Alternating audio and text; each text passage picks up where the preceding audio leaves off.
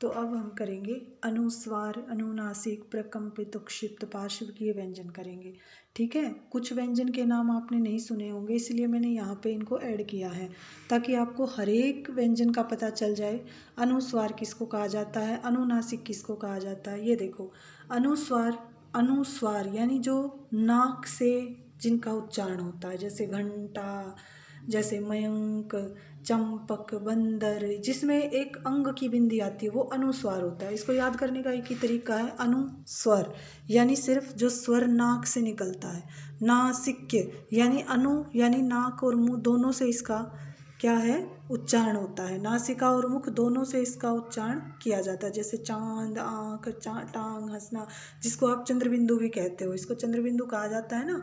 तो ये चंद्रबिंदु है, ये अनुनासिक है। और जो खाली बिंदी है ना, बिल्कुल जिसको डॉट कहते हो आप इंग्लिश में, यहाँ पे डॉट लगा दो यहाँ पे, तो वो जो ऊपर बिंदी आती है, याद रखना बेटा, हिंदी की जो बिंदी होती है वही उसका श्रृंगार होती है। ठीक है, हिंदी के ऊपर से बिंदी हटा दो, हिंदी कुछ और ही बन जाएगी।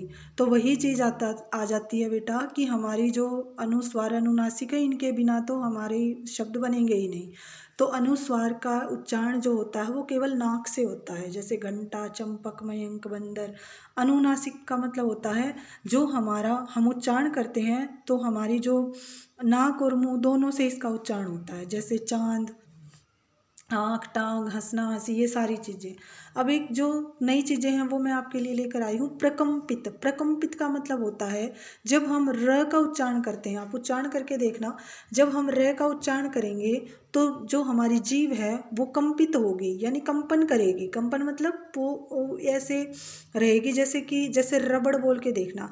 जैसे ही र का उच्चारण करते हो आपकी जो जीभ है, जो आपकी टंग्स है, उसमें कंपन आ जाएगा। ठीक है, तो इसीलिए इसको प्रकंपित व्यंजन कहा जाता है बेटा, याद रखना। उत्क्षिप्त मैंने आपको इससे पिछली वाली क्लास में भी समझाया था। इसको अन्य जो दो अन्य होते हैं इन्हीं को उत्क्षिप्त कहा जाता है।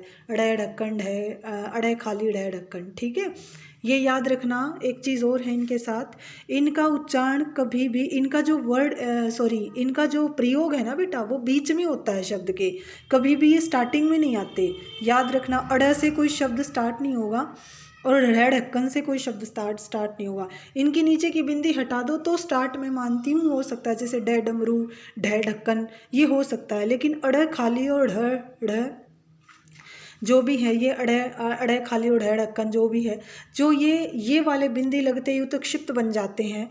और इनका जो प्रयोग है, इनका जो यूज़ है वो हमेशा शब्द के बीच में होता है। ठीक है, और एक होता है बेटा पार्श्विक व्यंजन। पार्श्विक व्यंजन कहा जाता है लय को, लय एक पार्श्विक व्यंजन होते हैं। ठीक है, फिर आ जाओ, फिर है व्यंजन गुच्छ, फिर है व्यंजन गुच्छ। व्यंजन गुच्छ का मतलब होता है जहाँ पे एक व्यंजन हाफ हो दूसरे व्यंजन के साथ। ठीक है, एक व्यंजन हाफ हो दूसरे व्यंजन के साथ, जहाँ स्वर सहित और स्वर रहित व्यंजन आ जाते हैं, वो व्यंजन गुच्छ कहलाता है। याद रखना, जैसे प्यास, मक्खन। ठीक है, ये याद रखना। फिर जैसे अच्छा।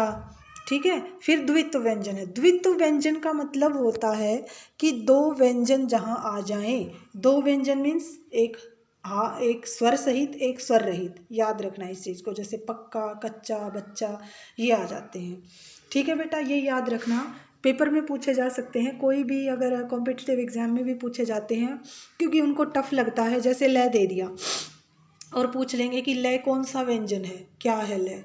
ठीक है, और आगे मैं करवाऊंगी कि कौन सी ये जितने भी उच्चारण स्थान है ये मैं करवाऊंगी, आपकी पूरी तालिका करवाऊंगी मैं, कौन सा जो परिवार है वो किससे बोला जाता है, ये सारा मैं करवाऊंगी। ठीक है, ये याद रखना।